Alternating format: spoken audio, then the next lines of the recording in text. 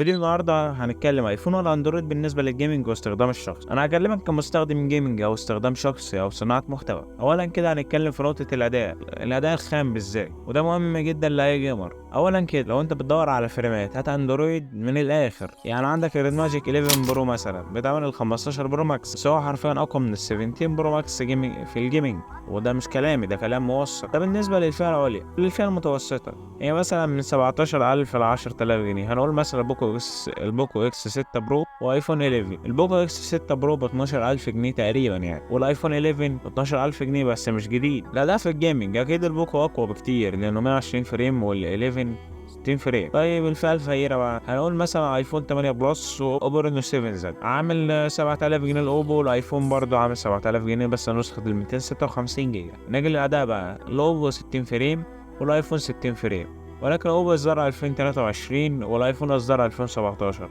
هتاخد اداء اقل. نجي للاستخدام الشخصي برضه نفس الفئة الغنيه، الريد ماجيك 11 برو وايفون 15 برو ماكس. الاستخدام الشخصي بيفرق من كل واحد. انا هقارن بالنسبه للسوشيال ميديا مثلا، هقول لك هات الايفون بصراحه لانه مش بيفرق قوي. يعني الريد ماجيك 11 برو هيبقى اسلس معاك كاستخدام شخصي، وحط تحت كاستخدام شخصي 100 خط، لكن بالنسبه للجيمنج هيفيدك بكتير. اقول لك هات ايفون بصراحه، لان انت لو جبت 11 برو ريد ماجيك هتبقى بتظلمه كاستخدام شخصي يعني.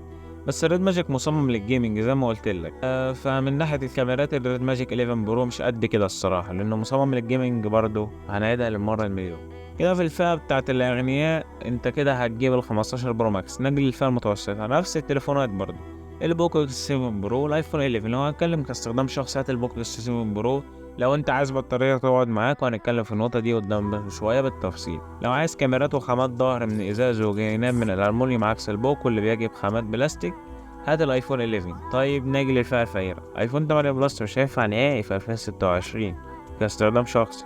هات الاوبو رينو 7 زاد ده احسن بكتير. نجي للبطاريات بعدين الكاميرات واقول لك رايي بالكامل. بس اشترك في القناه واعمل لايك وتعليق حلو منك فضلا وليس امرا، وشكرا انك مكمل الفيديو لغايه دلوقتي. طيب بالنسبه للبطاريات عشان اختصر لك الموضوع هات اندرويد لو انت بتدور على البطاريه تقعد معاك وقت كتير وسرعه شحن عاليه وتعيش معاك من غير ما تغيرها كل سنه. نجي للكاميرات، بص احنا هنغير الريد ماجيك 11 برو، هنخلي بدله السامسونج اس 25 الترا. لا على الكاميرات في الفئة الغنية هات الاس 25 الترا، ولا تقول لي ايفون ولا سيفون. نيجي للفئة المتوسطة هات ايفون 11 لو انت عايز كاميرات فيديو 4K 60 فريم. نيجي للفئة الفقيرة هات الاندرويد احسن بكتير، مع ان الايفون 8 بلس بيصور بجودة اعلى، بس للاسف الاندرويد افضل بكتير. بس كده خلصنا الفيديو من ناحية ايفون ولا اندرويد ده بالكلام العلمي. نيجي الرأي الشخصي، بص لو انت عايز تعمل تسجيل شاشة من التليفون انت بتلعب هات ايفون، حتى الايفون 8 بلس. لو انت عايز فريمات هات اندرويد، لو انت عايز بطارية هات اندرويد، لو انت عايز كاميرات هات ايفون في الفئة المتوسطة، بس غير كده هات اندرويد. بس كده كان معاكم الاخر جيمنج، وسلام، واسف على الغيبة قلب اخوك. وتعليق حلو منك صدقني هينفعني وهيفيدني قدام شوية، ومش هنسالك الجيميل ده ابدا، وسلام.